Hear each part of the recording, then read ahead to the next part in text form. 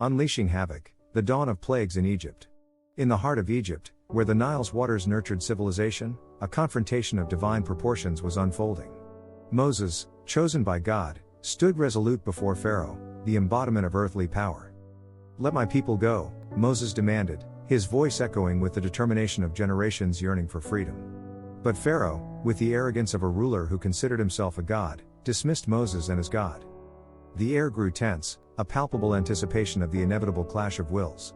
Then, God spoke, setting into motion events that would forever alter the course of history. First came the Nile, the lifeline of Egypt, turned to blood. Fish died, the water stank, and the Egyptians could not drink. Panic spread as the source of life itself seemed to betray them.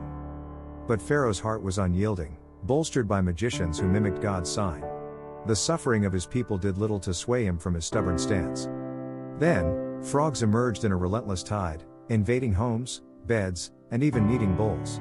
Egypt was overwhelmed by this second plague, a grotesque demonstration of power. Yet, once again, when Moses offered respite through prayer, and the frogs died out, Pharaoh's brief moment of compliance faded, hardening his heart as the crisis passed. The narrative continued, with each plague striking at the heart of Egyptian life and belief.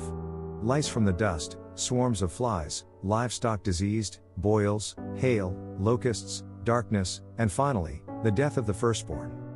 With each plague, the message was clear: there is a power greater than Pharaoh, greater than the gods of Egypt.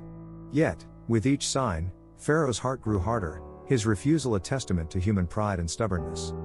It was a battle not just for the freedom of the Hebrews but a demonstration of God's sovereignty against the backdrop of human arrogance and the gods of Egypt.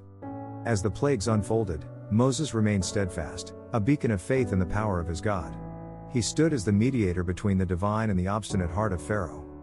In the end, the plagues were not merely acts of punishment but were profound lessons in humility, power, and the consequences of defiance against the divine will.